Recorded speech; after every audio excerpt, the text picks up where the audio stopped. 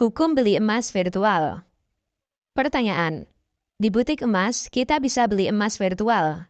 Jadi, kita tidak beli fisik emasnya, tapi kita menyerahkan uang ke butik emas sejumlah gram yang kita mau beli dengan harga di bawah fisik emas. Ada administrasinya per tahun. Bedanya dengan tabungan di bank, dia nilai rupiahnya mengikuti berat emas yang kita beli. Kelebihannya, dia bisa diuangkan sewaktu-waktu sesuai kebutuhan kita, tidak harus seluruhnya. Apa itu diperbolehkan menurut hukum syar'i? Jawaban. Bismillah, wassalatu wassalamu ala rasulillah, wa ba'du. Bagian dari syarat jual beli emas adalah harus dilakukan secara tunai dari tangan ke tangan.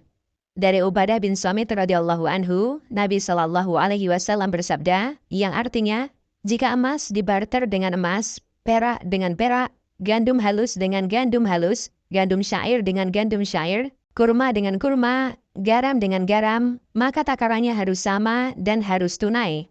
Jika benda yang dipertukarkan berbeda, maka takarannya sesuai yang kalian inginkan, asalkan tunai. Hadis riwayat Muslim. Anda bisa perhatikan kalimat yang terakhir. Jika benda yang dipertukarkan berbeda, maka takarannya sesuai yang kalian inginkan, asalkan tunai. Ketika kita beli emas, berarti terjadi pertukaran uang dengan emas. Dan ini dua benda ribawi yang berbeda, namun satu kelompok.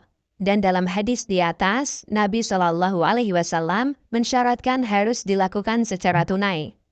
Kembali kepada kasus di atas, ada dua pendekatan untuk kasus di atas. 1.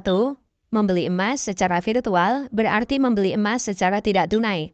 Dalam arti uangnya diserahkan sekarang, sementara emasnya belum ada, yaitu tertunda. Ketika transaksi ini dilakukan, berarti melanggar hadis Ubadah bin Samit di atas, dan itu termasuk bentuk riba nasi'ah. Malik bin Aus radhiyallahu anhu bercerita bahwa beliau pernah mendatangi kerumunan beberapa orang. Lalu aku sampaikan, siapa yang mau menukarkan dirhamnya? Ini saya punya dinar. Di sana ada Talha bin Ubaidillah yang ketika itu berada di dekat Umar radhiyallahu anhu. Sahabat Talha merespon, tunjukkan emasmu, sini saya bawa dulu. Jika nanti pembantuku datang, akan saya serahkan dirhamku.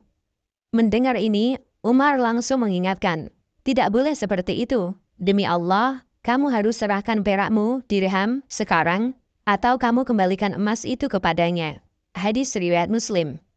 Dalam kejadian di atas, Umar mengingkari praktek yang dilakukan sahabat Malik dengan sahabat Talha, ketika mereka melakukan tukar-menukar emas dengan perak secara tidak tunai, di mana Malik bin Aus menyerahkan emasnya, sementara Talha menyerahkan peraknya setelah pembantunya datang. Ada penundaan di sana, dan itu dilarang. 2. Hakikat transaksi ini adalah utang piutang, namun ada kelebihan. Misalnya, harga emas saat ini adalah 700.000 per gram. Lalu Anda menyetorkan uang ke butik emas senilai 7 juta, sehingga dicatat telah memiliki emas 10 gram. 3 bulan berikutnya, harga emas 750.000 per gram. Lalu Anda store lagi senilai 6 juta, sehingga tercatat membeli emas 8 gram. Total emas Anda 18 gram. Selang setahun, harga emas naik menjadi 800.000 per gram. Kemudian Anda mengambilnya dalam bentuk uang. Uang yang akan Anda terima adalah 14.400.000 rupiah. Padahal yang Anda storekan senilai 7 juta ditambah 6 juta sama dengan 13 juta. Selisih 1.400.000 adalah riba utang piutang dan bukan selisih jual beli emas, karena tidak ada emasnya. Demikian, Allahu a'lam.